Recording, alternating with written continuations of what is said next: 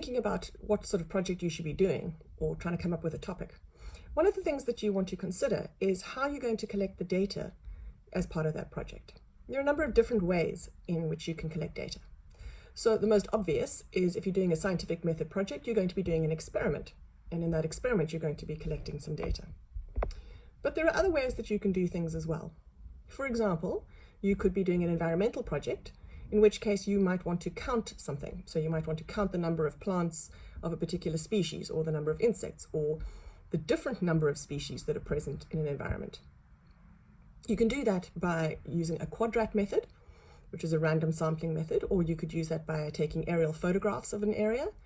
You could use that to then measure a certain area. So for example, the recent fire at Rondebosch Common, you might want to take aerial photographs using a drone and calculate the percentage area that has been burnt, and compare that to previous burns on Rondebosch Common, and then look at species recovery, for example.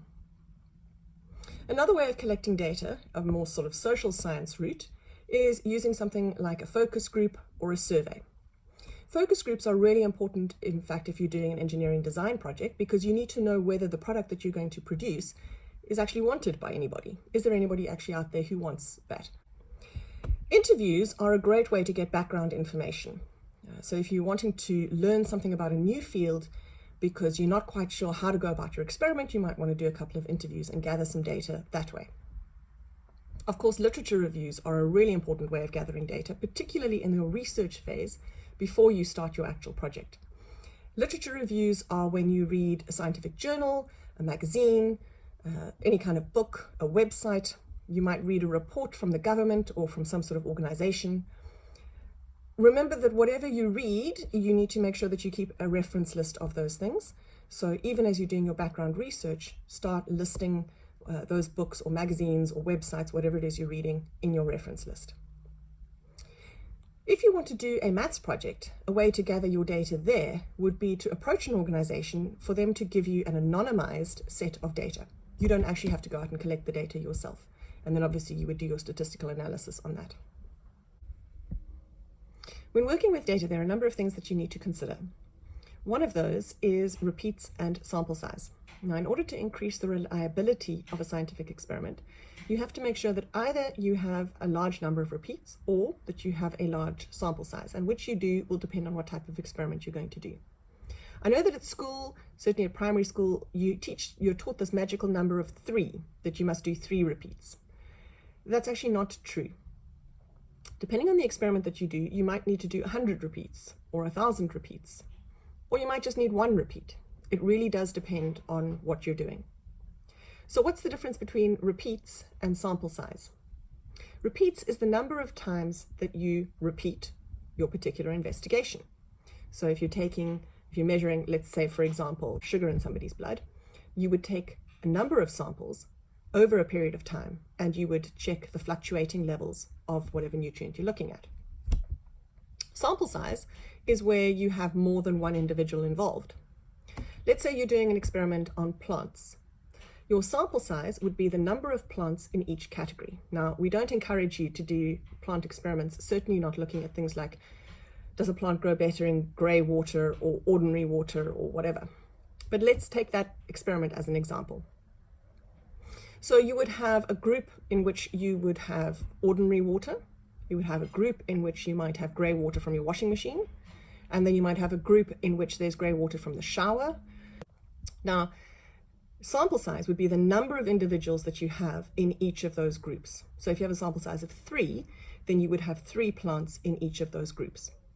The number of repeats would then be how many times you measure that experiment again, or do that experiment again. So you would have, let's say, 3 plants in each of those groups, and you would grow them for 3 months, and then you would start again, 3 plants in each group, and grow them for 3 months, and then you would start again, 3 plants in each group, grow them for 3 months.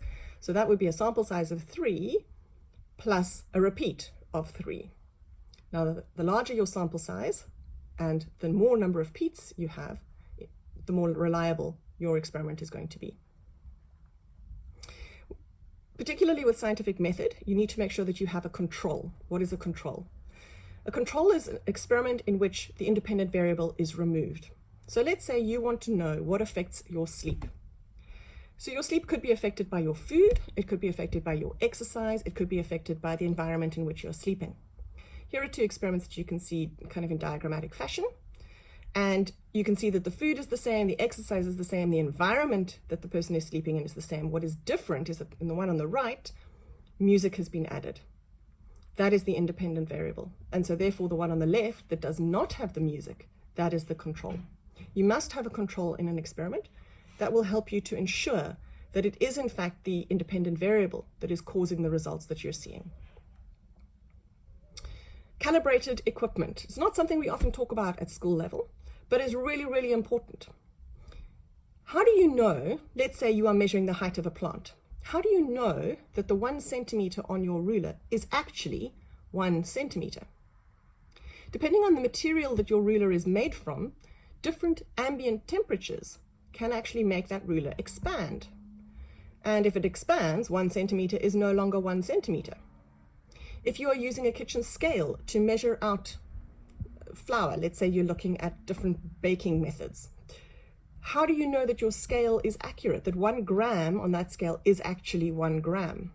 You need to make sure that your equipment, whatever you're using, has been properly calibrated and that 1 unit of whatever it is you're measuring is actually 1 unit. Human error is something else that you need to consider when you are collecting data. If you are measuring water or other liquids, there is what we call the error of parallax. You need to make sure that your eye is level with the top of the liquid that you are trying to measure, because if not, you are going to read an inaccurate measurement. Likewise, any measuring equipment that you use, you need to make sure that, preferably it's digital, because then there's no human error in that. But maybe in your method, maybe you are adding 3 different compounds together.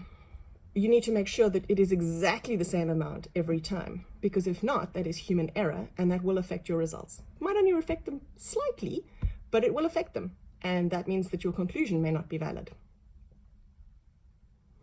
Also, if you are taking samples, you need to make sure that the samples you take are random and that they are representative. So if you are going to, for example, study the height amongst grade 8s compared to the height amongst grade 12s, then you need to make sure that the samples you're taking, you're not just taking the tallest kids in each grade, or not just taking the tall kids in one grade and the short kids in another grade. You need to make sure that it is representative. So individuals from each class, individuals from each racial group, individuals from each gender, it is truly representative. Because if not, again, your conclusions may not be valid. Health and safety. In any experiment, in any project, you need to consider health and safety. So if you are building stuff, you need to make sure that you are wearing the protective gear that is necessary for building, so that if something, if you're busy cutting something with a plane, you're not going to get chips flying off into your eye. If you are working with compounds and chemicals, make sure that you've read any hazard labels that are on there and that you know what those hazard labels mean. Common sense. Common sense is maybe not as common as it used to be.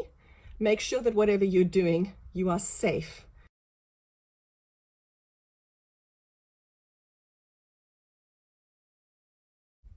In order for your project to have real value, you need to make sure that your ethics is correct. Ethics involves both you and your test subject, or the thing that you're focusing on, as well as the investigation itself, the way in which you go about doing your investigation. So you as the researcher, or you as the design builder, you need to make sure that you are acting responsibly, with honesty and integrity, and that you are competent. Now, particularly with building something, if you are not competent, then you need to make sure that you either learn and become competent before you try and build your design, or that you enlist the help and support of someone who is competent to do that particular thing.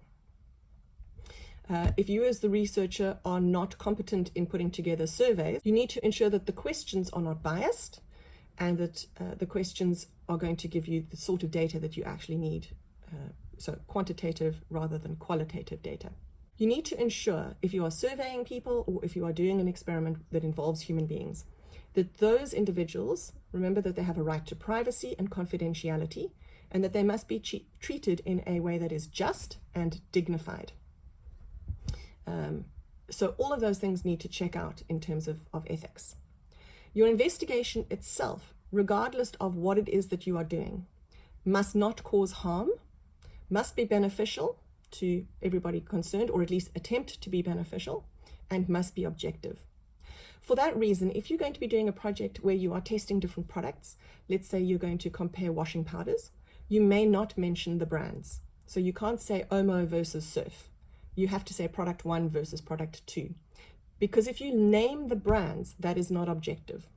So that brings us to the end of talking about data gathering and how to manage data.